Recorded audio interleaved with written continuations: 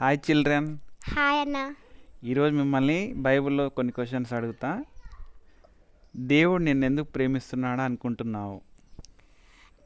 నన్ను దేవుడు అన్ని రకాలుగా ప్రేమిస్తున్నాడు. ఎందుకు? ఆయన ప్రణాళికలో చేసినందుకు నన్ను ప్రేమిస్తున్నాడు. ఓకే. యేసు నీతో ఇప్పుడు మాట్లాడితే ఆయన ఏమని చెబుతావని అనుకుంటున్నావు? యేసు నీకేమని చెప్తాడా అనుకుంటున్నావు? ఆయన సేవలోకి రమ్మని పిలుస్తారని నేను అనుకుంటున్నాను. ఓకే.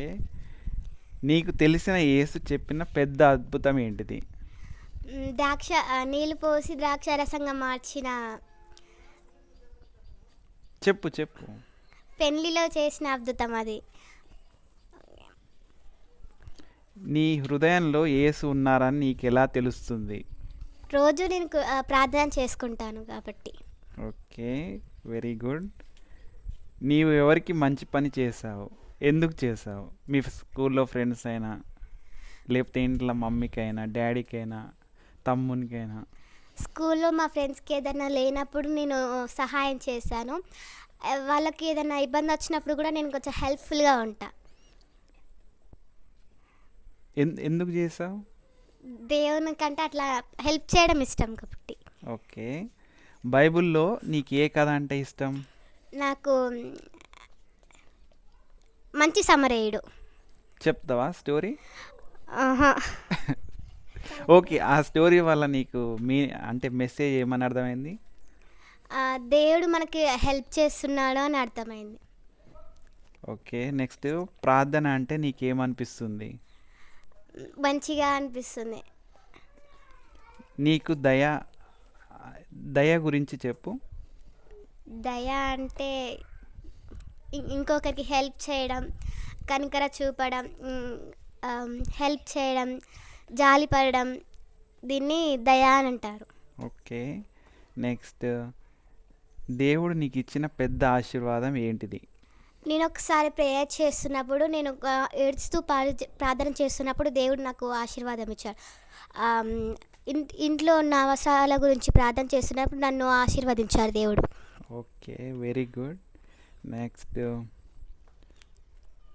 నిన్ను యేసు చూసినప్పుడు ఏ విషయంలో నేను గర్వపడతాడు? మంచి చేసినందుకు గర్వపడతాడు అనుకుంటున్నా. ఓకే. నిజాయితీ అంటే ఏమిటి? బైబిల్ ఏం చెప్తుంది దాని గురించి? నిజాయితీ అంటే నిజంగా ఉండాలి. అబద్ధం చెప్పినా నేను అబద్ధం చెప్పాను, నిజాయితీగా ఉండాలి. బైబిల్ అది చెప్తుంది. ఓకే. యేసు నిన్ను చేతిలో తీసుకుంటే నువ్వు ఎలా ఫీల్ అవుతావు? సంతోషంగా దాన్ని పట్టుకున్నాడనే ఊహలో ఉంటాను నేను. నీకు బైబిల్ నుంచి ఏం నేర్చుకున్నావు నువ్వు? కథలు, ఇంకా మంచి మంచి విషయాలు, జాలిగా ఉండడం, ఇతరులకు సహాయం చేయడం నేను నేర్చుకున్నాను. నెక్స్ట్,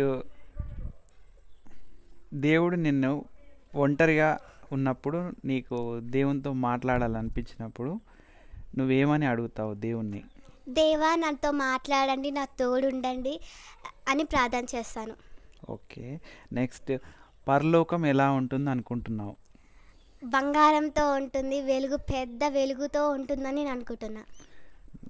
అయితే ఆ పరలోకం వెళ్ళాలంటే ఏం చేయాలి? నమ్మకంగా దేవుని ఎదుట భయభక్తులు కలిగి ఉండాలనుకుంటున్నా. బైబిల్ ఏం చెప్తుంది అనుకుంటున్నావు? బైబిల్ అంటే అది నాకు తెలియదు. ఓకే. యేసు ప్రభు నమ్ముకోవాలి. Okay, thank you Appu. Thank you. Very nice interview.